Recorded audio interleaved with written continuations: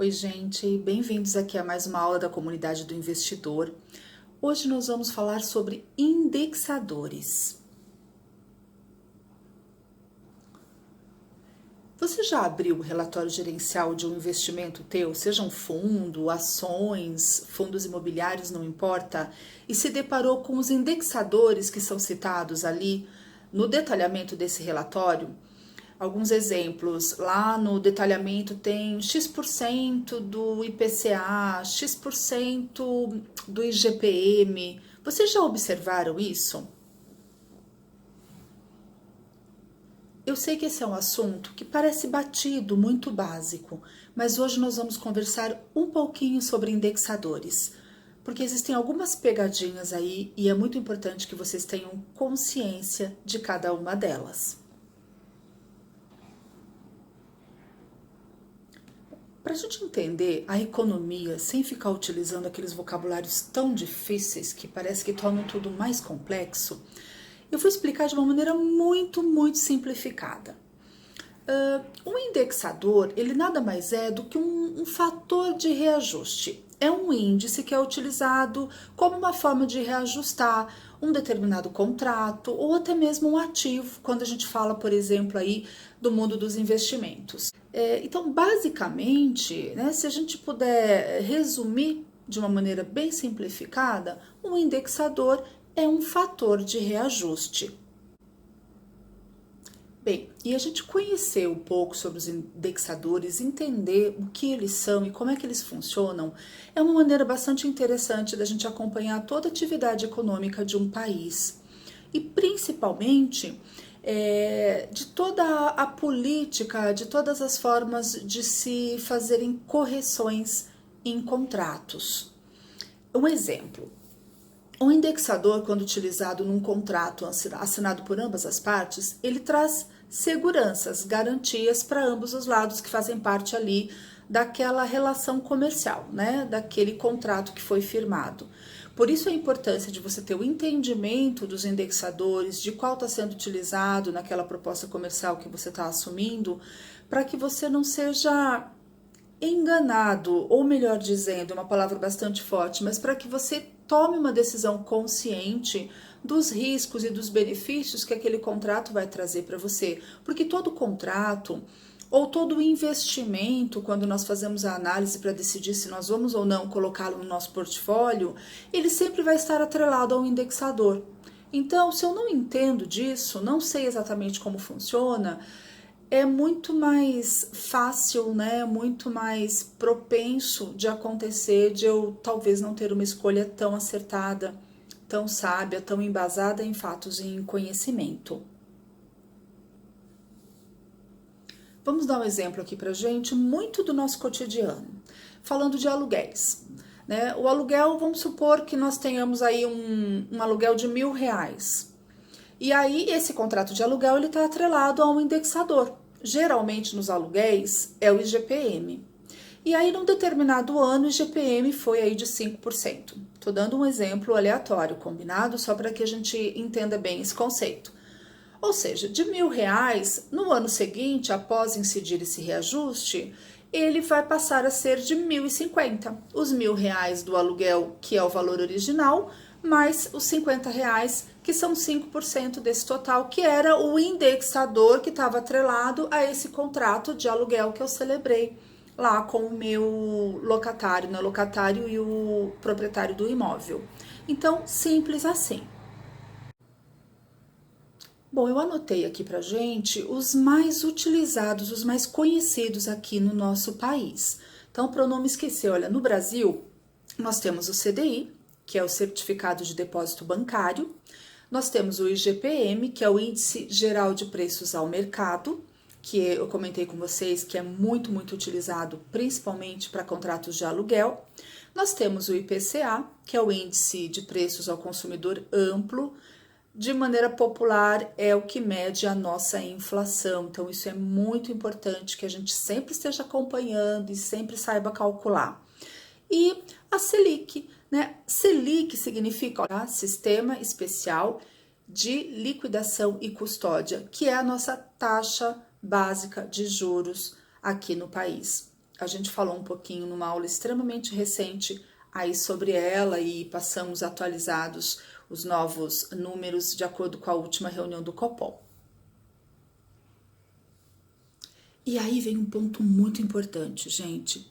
Cada um desses indexadores, quando ele foi criado, quando ele foi definido pelo governo, ele tem as suas particularidades e ele tem um cenário ideal de aplicação.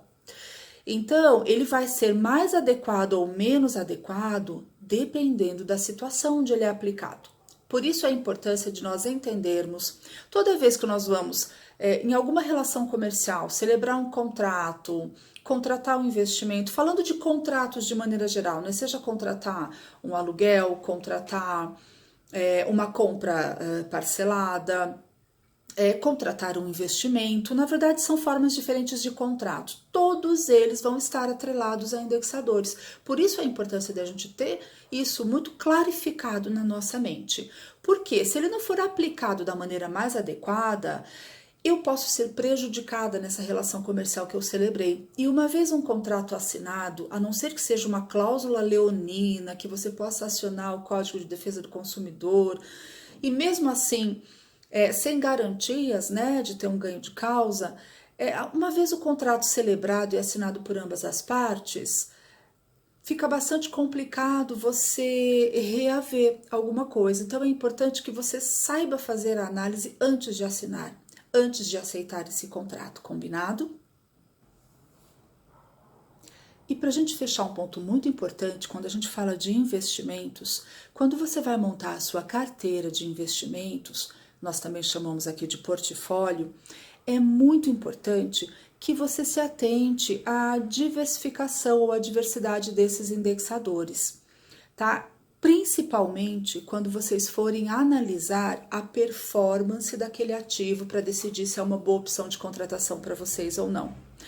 Quando eu passei todas as aulas aqui na comunidade do investidor sobre renda fixa e a gente foi vendo ativo por ativo, principalmente quando a gente falava lá de todos os tipos de fundos de investimentos que a gente já estudou, eu sempre falava, pega lá, analisa 12 meses ainda é pouco, mas pega o mínimo de 12 meses do histórico da performance daquele fundo, ou analisa 24, 36 meses, quanto maior o período, melhor, para você ter uma análise embasada, para você ver como que ele performou.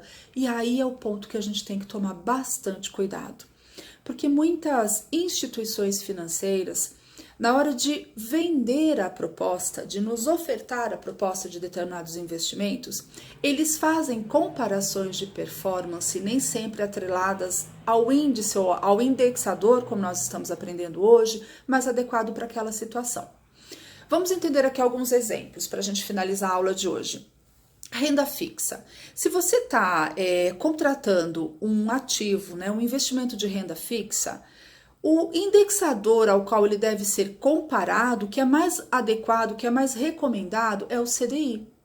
Então, ele vai me dizer quanto que ele me oferece de rentabilidade em percentual relacionado ao CDI. Ok, está correto. Porque senão, gente, e isso é mais comum do que vocês conseguem até perceber, a gente fica comparando, eu costumo dizer banana com laranja. Eu não faço suco de banana e nem vitaminado de laranja, né? Então, um é um e o outro é outro e cada um tem a sua funcionalidade. Outra coisa muito comum, fundos de ações, por exemplo. Eu tô lá analisando fundos de ações e a instituição tá comparando a performance daquele fundo que rendeu tantos por cento do CDI. Gente, não tem nada a ver, é banana com laranja. Quando eu falo de fundos de ações, eu estou falando de renda variável. Então, comparar a rentabilidade de qualquer ativo de renda variável com o CDI que é atrelado à renda fixa não faz o menor sentido. Mas para a gente, como leigo, para quem não tem o conhecimento, a gente entende. E aí o percentual ali de rentabilidade fica enorme. Fica de 3 dígitos, fica de 4 dígitos. Tá errado, a gente está sendo iludido. Então, se eu estou com renda variável, o mínimo que eu vou fazer, e mesmo assim tem distorções, é comparar, por exemplo, com o IBOV. Se eu estou falando de um fundo de ações, eu vou dar uma olhada naquele fundo específico que ele vai ter um mix de ações, como é que ele performou em relação ao IBOV, que também é uma carteira de ações, né? Que tem aí um período de durabilidade, ela é renovada também. Mas eu vou comparar então banana com banana. Eu vou pegar um fundo de ações, por exemplo, e vou daí comparar com o Ibov, por exemplo, para que eu tenha menos distorções e eu tenha uma percepção de rentabilidade menos equivocada. Já se eu estou comparando, por exemplo, a performance e a rentabilidade de um fundo multimercado, o Ibov não é, e muitas instituições também fazem essa comparação. Comparam um fundo multimercado com o Ibov. Fundo multimercado, a gente tem aula específica sobre isso aqui, ele é composto de um mix muito diversificado de ativos. Então, o mais recomendado é que eu faça uma comparação daí com o CDI. Então, eu preciso ter esse entendimento para que eu consiga fazer uma análise da informação que está chegando até mim, de maneira que eu possa tomar realmente uma melhor decisão. Aluguel, por exemplo, gente. O aluguel ele é calculado na maioria dos contratos pelo IGPM. É assustador. E às vezes a gente nem se apercebe disso. Um exemplo aqui, olha, eu anotei pra gente, o IGPM acumulado de 2020, isso pela FGV, ele foi de 23,14%. Se a gente falar do IPCA nos últimos 12 meses, a gente está com um acumulado de 4,01%. Quando a gente fala de reajuste salarial, por exemplo, para quem é seletista, a gente vê os sindicatos aí fechando acordo com as empresas em 1%, 2%, 3% de reajuste anual, que sequer cobre o IPCA. Ou seja, eu já estou tendo perda real no meu salário, porque o reajuste anual que a empresa está me concedendo, seja através de acordo coletivo, de convenção com o sindicato ou interno, é inferior à inflação acumulada no mesmo período, ou seja, eu tenho perda real aqui de ganhos. Imagina o reajuste do seu aluguel. Faz essa comparação, gente.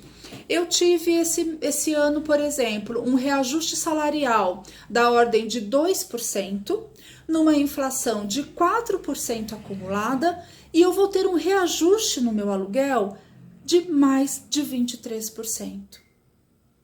Percebem as distorções? Por isso a importância de vocês terem o entendimento dos indexadores e a gente aprender a fazer uma leitura correta, porque números, e principalmente eles, também devem ser lidos. Leitura não tem a ver só com as letras. Os números, eles fazem parte, né? Ele é inerente à nossa vida, de uma maneira indireta, que às vezes a gente não se percebe. Por isso a importância dessa aula de hoje, desse reforço para quem já sabia, e da gente fazer, principalmente são esses insights. Às vezes eu até sei como funciona, eu já sei o que é IPCA, poxa, Gi, eu já sei o que é CDI, você já explicou de Selic, a gente já teve aula, mas linkar as informações, fazer as conexões para que a gente tenha essa análise crítica que é o sensacional. Então, poxa, olha esse último exemplo que eu dei para vocês. Peraí, o que está acontecendo na minha vida financeira? Eu estou tendo um reajuste salarial anual inferior à inflação, eu moro de aluguel e o meu reajuste está vindo acima de 20%. Opa, precisa fazer conta, eu preciso reavaliar, eu preciso entender e buscar alternativas para melhorar a minha realidade. Eu espero que vocês tenham gostado da aula de hoje e a gente se vê por aqui na próxima aula.